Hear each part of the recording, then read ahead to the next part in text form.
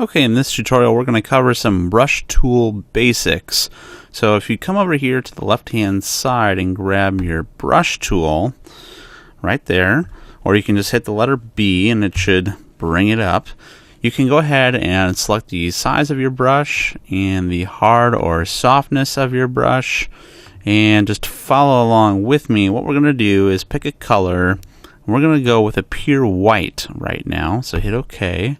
And we're going to leave our opacity at 10%, and I'm just going to show you how to lighten some things up with your brush. So let's say we wanted to get rid of this darker shade of pink and we wanted to lighten it up just a little like this. We can slowly work our way backwards and just barely click and hold and drag, and you'll see it starting to lighten up, almost like we have this shimmer on her eye right there. And let's say we wanted to highlight her cheekbones, like there's a light there, and we're going to highlight some of this around where she's shadowed her cheekbones, so to give it a really drastic effect. You can see I'm not doing the greatest job here, but I'm just trying to give this a quick brush tutorial for you. So I have this 10% opacity, and the brush tool you can see is set to this hardness of 0 and a size of 89. So the size refers to this circle that you see on the screen. That's my actual brush size, and this will be the softness versus hardness. So let's just show you a different color so you get an idea. So we're going to choose black, and watch what happens here. If I have my hardness over here set to 100%, and I just click once. Oh, I forgot to switch my colors here and turn my opacity up. So if I set my hardness right there, I get one solid circle. But if I wanted to do something less hard, so 26%, and I take this, you can see it's blurry around the edges rather than solid. So that's your level of hardness. So very low or 0% would be really fuzzy like that, and of course 100% would be really solid like this dot over here. Now opacity is different. So if I did an opacity of 100%, it fills in the circle completely. Or if I did it of 15%, see how it barely made a little blotch right there? Let me do this with a very hard looking one. So 14% versus 100%. So that's the opacity difference. It's how much color is coming through.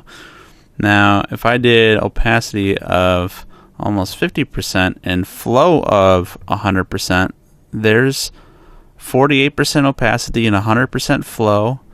And here is 45% flow. And here is 1% flow. You can't even see it.